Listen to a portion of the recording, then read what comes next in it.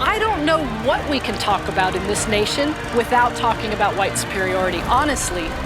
Who defines the meaning of God also defines the relationship between economy and God.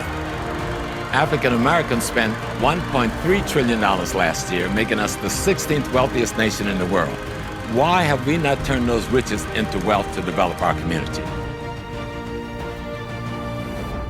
I am currently in a class with Mfundishi. And I tell you, I remember things because of his spirit and the way that you say it and the stories that you tell along with it. He teaches a Mdw Ntchr class. Actually, you teach a lot of different classes, but the one that I'm in is a basic Mdw Ntchr class. Can you first just explain like what Mdw Ntchr is that, for someone who doesn't know? We'll start there, just what it is. Okay. The word Mdw Ntchr means the divine words of the creator by an elder. So they assume that the elder who has been tapped into the Ntchr and to the culture is speaking with authority and speaking with intellect. So it's divine words of the Ntchr, of nature. So, and they use symbols of nature to define these words. So they use animal symbols, symbols of everyday working, symbols of houses, symbols of birds and animals and things like that in nature, because I teach people that there's 5 domains that you must master in order to be on a real high level. The first domain is the mineral domain. See, the sun is a mineral, the stars, the planet, the earth is a mineral, and you are made of stardust, the same material. But if you're ignorant of that, you can't use it to your advantage. Like you got nickel, copper, uranium, you got all that in your body.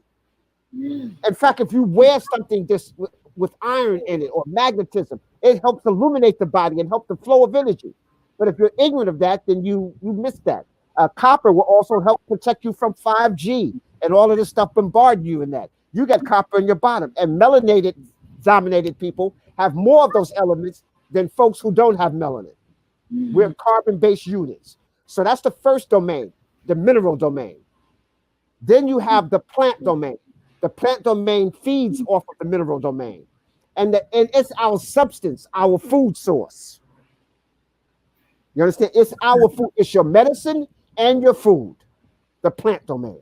Chlorophyll is to plants as melanin is to animals. Oh, wow. Okay. It takes sunlight and turn it into energy that can be utilized for food. Most people who live above Florida, who are melanated people, have a vitamin D deficiency because we don't get enough sun. So that's why I'm outside 8 hours a day. I'm getting my melanin on, even though I'm in New York. Yeah. Yes. So I try to tell people, if you have an office or something, go eat your lunch outside. Go for a walk in the park during lunch. After work, walk out. Go for a walk. Go into the forest areas. Go out. Let your feet touch the soil or the grass, you know.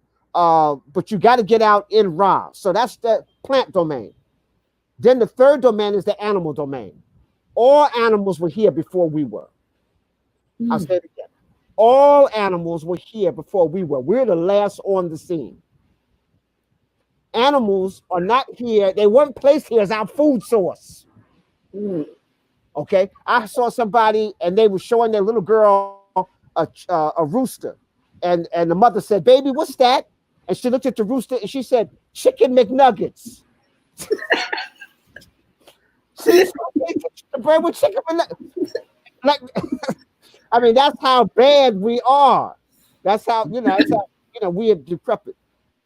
Animals are not your food source. You should be eating a plant-based diet. Okay? And animals that does eat animals don't eat animals that eat animals. Okay, so animals who do eat other animals eat plant-based animals. Okay. And the most powerful, strongest creatures on the planet are vegetarians. There's nothing more powerful than the elephant, nothing more powerful than a gorilla from the Congo, a rhino. All of these things are vegetarians. The buffalo, these are the most powerful land animals. They're all vegetarians. Wow. So I just need you to, just to grab that in. source of protein should come from where the animal getting the protein from. You want to eat the animal protein. No, eat the protein where the animal is getting his from. Yep, plants. Okay. So, and if you study animals, so we're going back to the glyphs again. Because we study the animal domain, we use the glyphs of animals that were important in our culture and that tapped into our consciousness and helped us be better human beings. So the falcon, each king depicted himself as a falcon, Haru, because the falcon is the pelican falcon is the fastest flying bird. No, let me stop. It's the fastest creature on the planet Earth. It can fly at a speed of 280 miles per hour as it swoops down on its enemy. It has an extra eyelid. It's the only creature that can look directly at the sun. Wow. While it blinds its opponent, bam, it strikes him in the air and you just see feathers. Wow.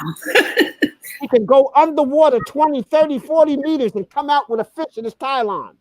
That means he has to calculate the speed, the bend of light in the water, and the speed of the fish, and he's accurate.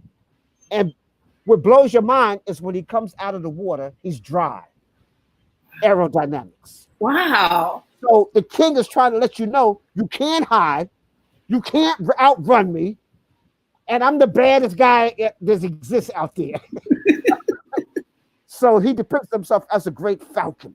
Okay, so but if you don't know nothing about bird, you be saying, "Oh man, the king looked like a pigeon." You know, you don't know nothing about nature. You know, you don't even understand the association. Okay. So once you understand that, and animals will tell you how to survive in each domain. So if you want to know how to survive in the savannah, the great grasslands, you imitate the predators, the lion, the cheetah, the jaguar, the cobra. You imitate these great predators, right? If you were in the desert, you imitate animals who are surviving in the desert. If you're in the rainforest, you imitate animals who are surviving and flourishing in the rainforest. You see, they're our teachers, not our dinner. Okay. No chicken nuggets. No chicken nuggets. Okay. So now humans don't understand human beings because we don't know nothing about nothing else. We don't know the minerals will make us up. We don't know the plants are supposed to be sustaining us as health-wise and food and medicine.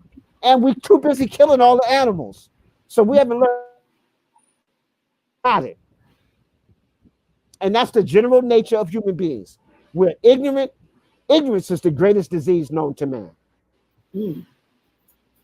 Ignorance is the greatest disease. And animals and nature is here to teach you.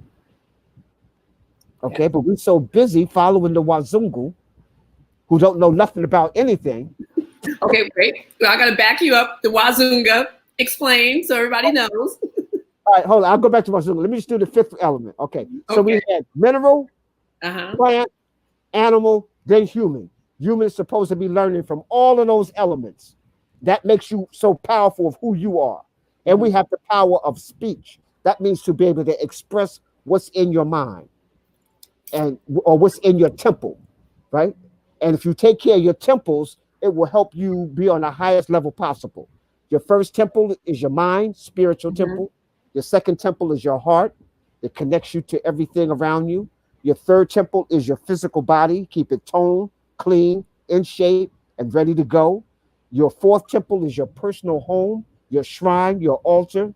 And the fifth temple is nature, being in the park, in the forest. If you keep them all clean, keep them all on a high spiritual level, they all take care of you.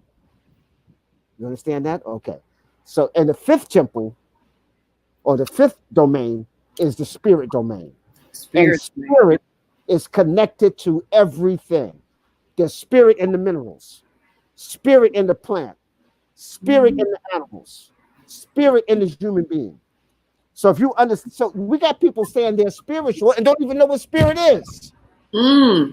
If I tell them, when the last time you hugged a tree, they would look at me like I was crazy. But they will call themselves, see, we confuse religion with spirituality, and they're not necessarily the same. Yes.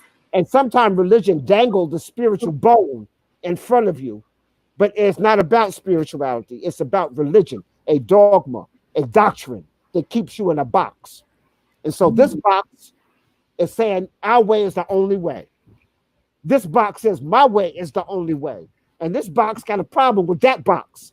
And so all day boxes are fighting each other. When spirituality says, wait a minute, y'all, let's just embrace the universe.